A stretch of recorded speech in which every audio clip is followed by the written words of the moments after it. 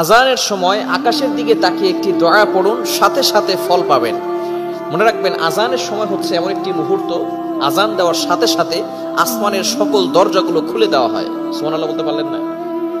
এই আসমানের যতগুলো দরজা আছে, আজান দেওয়ার সাথে সাথে সমস্ত দরজাগুলো খুলে দেওয়া হয়। শুধু তাই নয়, আজানের আওয়াজ শয়তান সহ্য করতে পারে না। সাথে সাথে যতদূর পর্যন্ত আজানের আওয়াজ যায়, শয়তান ততদূর পর্যন্ত পালাতে থাকে। আর কুকুর বলেন, বিভিন্ন প্রাণী শয়তানদেরকে দেখতে পারে, যার কারণে দেখবেন আজানের সময় কুকুরগুলো আওয়াজ করা শুরু করে, ঘেউ ঘেউ আওয়াজ করা শুরু করে, কেননা তারা শয়তানকে দেখতে পারে। শয়তান তখন পালাতে থাকে। এখন মূল কথা হচ্ছে, এই আজানের সময় কিন্তু দোয়া করলে দোয়া আল্লাহ তাআলা অ্যাকসেপ্ট করেন, কবুল করেন। আমরা অনেক সময় বলি, হুজুর দোয়া করছি, দোয়া কবুল হচ্ছে না। এই সময়টা চমৎকার একটি আমল আপনি করতে পারেন। যদি আমলটা করতে পারেন, আল্লাহ তাআলা অবশ্যই আপনাকে ফলাফল দিয়ে দিবেন। মনে রাখবেন, আমরা অনেক গুনাহের কাজ করে থাকি, বিশেষ করে এই সময়টা। হাদিসের ভিতরে এসেছে, তিরমিজি শরীফের হাদিস, আদ-দুআউ লা ইউরাদ্দু বাইনাল আযানি ওয়াল ইকামা। আযান এবং ইকামতের মাঝখানে দোয়া করলে আল্লাহ তাআলা সেই দোয়াটা ফিরিয়ে দেন না, আল্লাহ তাআলা সেটা অ্যাকসেপ্ট করেন, কবুল করে নেন।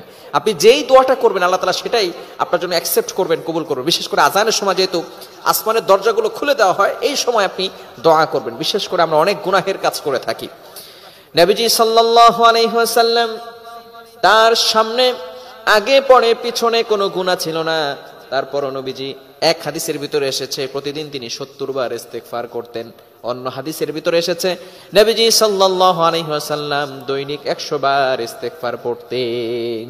কেননা তার উম্মতদেরকে শিক্ষা দেওয়ার জন্য। আজকে আমরা ইস্তেগফার পড়ি না, এই আজানের সময় আপনি ইস্তেগফার পড়বেন, দেখবেন আল্লাহ তাআলা আপনার গুনাহ খাতাগুলো ক্ষমা করে দিবেন। সাথে সাথে আপনি দেখবেন আপনার মনটা হালকা হয়ে গেছে। গুনাহ করলে দেখবেন মনটা ভারী হয়ে যায়, আস্তে আস্তে গুনাহ করতে করতে কলব কালো হয়ে যায়, ব্ল্যাক কালার হয়ে যায়। আর যখন আপনার গুনাহ ক্ষমা করা শুরু করা হবে, তখন থেকে দেখবেন আপনার মনটা হালকা হবে। এজন্য আজানের সময় আকাশের দিকে তাকিয়ে আপনি সাইয়্যিদুল ইস্তেগফার পড়বেন।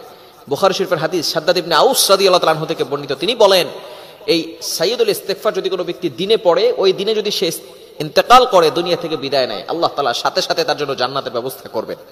আবার কোনো ব্যক্তি যদি রাতে পড়ে সাইয়্যিদুল ইস্তেগফার, ওই রাতে যদি কোনো ব্যক্তি মারা যায়, আল্লাহ পাক রব্বুল আলামিন তাকেও জান্নাতের ব্যবস্থা করে দিবেন। সাইয়্যিদুল ইস্তেগফার কে কে পারি? হ্যাঁ, দেখছেন অনেকেই পারে না। সাইয়্যিদুল ইস্তেগফার শিখবেন, এটা হচ্ছে হোমওয়ার্ক, বাসায় গিয়ে এটা পড়বেন। আল্লাহুম্মা আনতা রাব্বি লা ইলাহা ইল্লা আনতা খালাকতানি ওয়া আনা আবদুকা ওয়া আনা আলা আহদিক ওয়া ওয়া'দিকা মাস্তাতা'তু আউযু বিকা মিন শাররি মা সানা'তু আবু'ু লাকা বিনি'মাতিকা আলাইয়া ওয়া আবু'ু লাকা বিযামবি ফাগফিরনি ফাইন্নাহু লা ইয়াগফিরুয যুনুবা ইল্লা আনতা। নবীজি সাল্লাল্লাহু আলাইহি সাল্লাম কি চমৎকার কথাগুলো এখানে জানিয়ে দিয়েছেন। যেহেতু সময় নাই, আমি ব্যাখ্যা করতে যাব না, সুতরাং